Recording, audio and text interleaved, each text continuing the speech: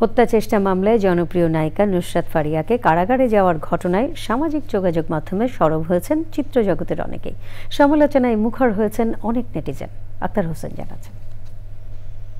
জনপ্রিয় অভিনেত্রী নুসরাত ফারিয়াকে গ্রেফতার ও কারাগারে প্রেরণের ঘটনায় প্রতিক্রিয়া দেখিয়েছেন অভিনয় শিল্পী ও নির্মাতারা।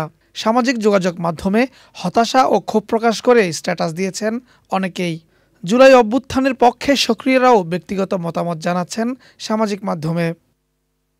নিজের ভেরিফাইড ফেসবুক অ্যাকাউন্টে আজমেরী হক বাঁধন উদ্বেগ জানিয়ে লিখেছেন, যারা ফ্যাসিবাদী শাসন চালিয়ে সাধারণ মানুষের উপর অত্যাচার করেছে তাদের সঙ্গে এই মেয়েটির কোনো সম্পর্ক নেই।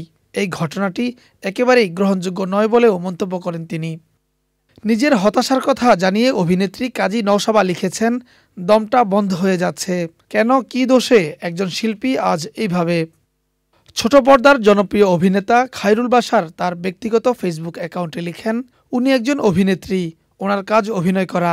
কোনো গল্পে যে চরিত্রটা পাবেন সে চরিত্রের যথাযথ প্রকাশ সে করবেন, এটাই ওনার কাজ।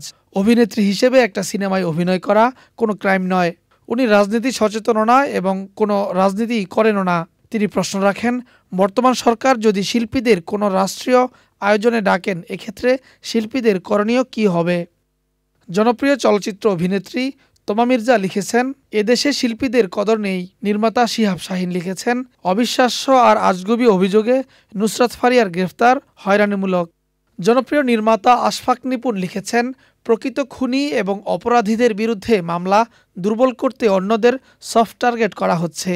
এটাকে আর যাই হোক সংস্কার বলে না। ঢালাও গায়েবী মামলা বন্ধেরও আহ্বান জানান তিনি। র্যাপার মাহমুদ হাসান তাবিব লিখেছেন, এই গ্রেফতার বাংলাদেশের বিচার ব্যবস্থাকে প্রশ্নবিদ্ধ করবে, আন্তর্জাতিক মহলে অন্তর্বর্তী সরকারকে হেয় করবে। নুসরাত ফারিয়ার গ্রেফতারে সরব রাজনৈতিক অঙ্গনের সদস্যরাও। বৈষম্য বিরোধী আন্দোলনের অন্যতম সমন্বয়ক ও এনসিপি নেতা হাসনাত আবদুল্লাহ লিখেছেন, সরাসরি হত্যাকাণ্ডে জড়িত খুনিকে দেশ থেকে নিরাপদে বেরিয়ে যাওয়ার সুযোগ দিয়ে এখন নুসরাত ফারিয়াকে গ্রেফতার, এগুলো বিচার নয়, এগুলো হাসিনা স্টাইলে মনোযোগ diversion. Akhtar Hossain, channel I, Dhaka.